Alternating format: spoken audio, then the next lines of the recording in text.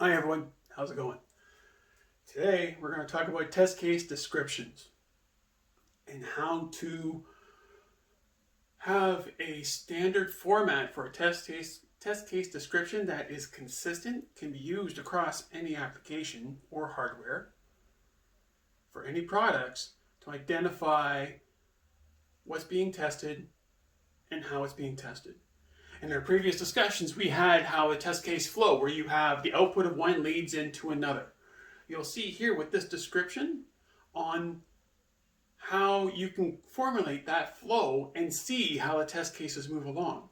What this will also do is it helps eliminate duplicate test cases. I've seen organizations where for a web application, they had 15,000 test cases in their regression bin. 15,000 for a web app.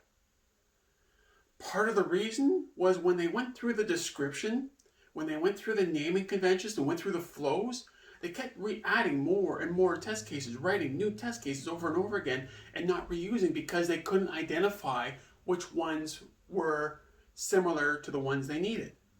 Some of the other things they found, or I found when we went through it, was they had some test cases where 98 steps to go through a test case. 98 steps for a test case. That to me tells me you're testing more than one thing to go through those 98 steps. And it shows that they are not reusing test cases to get to where they need to get and to ensure a flow, to ensure proper quality, to identify and pinpoint the areas where there are issues, and to focus on, from a process perspective, as you go through for continuous improvement, identifying where to make things better. So let's just go through this simple test case description that I have been using for years. So it is based on IEEE's 829 test case. So if we look at it first, we have our input.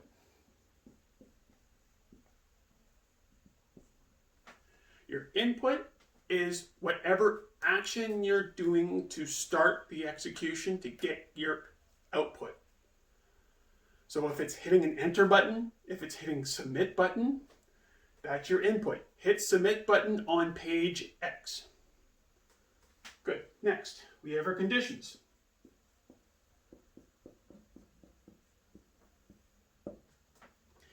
Here, and this is what's critical, there's a couple rules that should be involved with this, is one,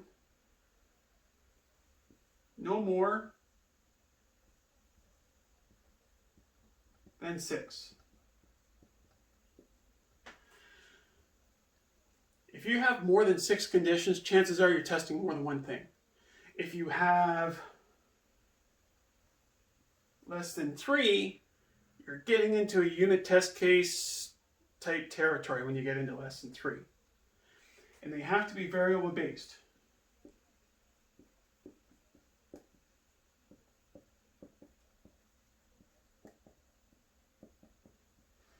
So let's use an example of a point of sale transaction using a bank card or a debit card. Everyone has more than one type of account. You'll have a checking account, you'll have a savings account, you might have an other account. When you go through the system to go through a sale,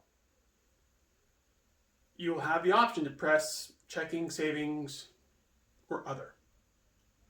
Now, if you're just looking at the test case of a transaction going back and forth with the approval, does it matter what account it picks from? No. So your variable, so one of your conditions would be there's a valid account.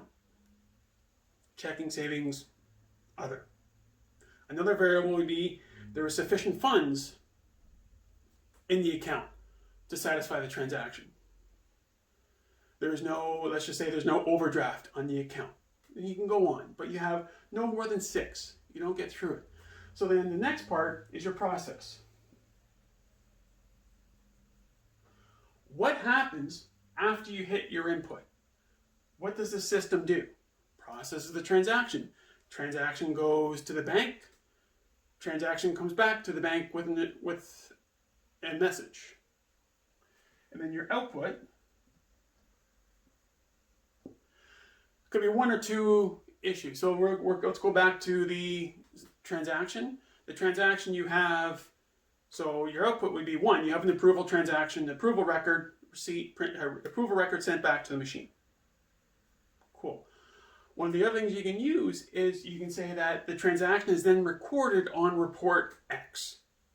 So now you've listed 2 validation points within that transaction. So you see the message coming back, and you see a transaction that gets reported on a specific report for positive transactions. In doing this format here, it helps eliminate duplication, because now from a logic perspective, you can see and go through. It's like, yeah, it doesn't matter whether this variable is X or Y. It's still the same outcome. Now, you might have other transactions where there is specific to X or Y. That would be a separate test case where it is that variable is constant. But you're not hard coding any kind of account numbers or card numbers within it. You're allowing that transaction to be variable and on its own. The beauty about this is now you'll be able to see that the output of 1 could be the conditions of another test case. So now you can take 2 test cases and create a flow. If you have any more questions, please let me know. Thank you. Have a good day.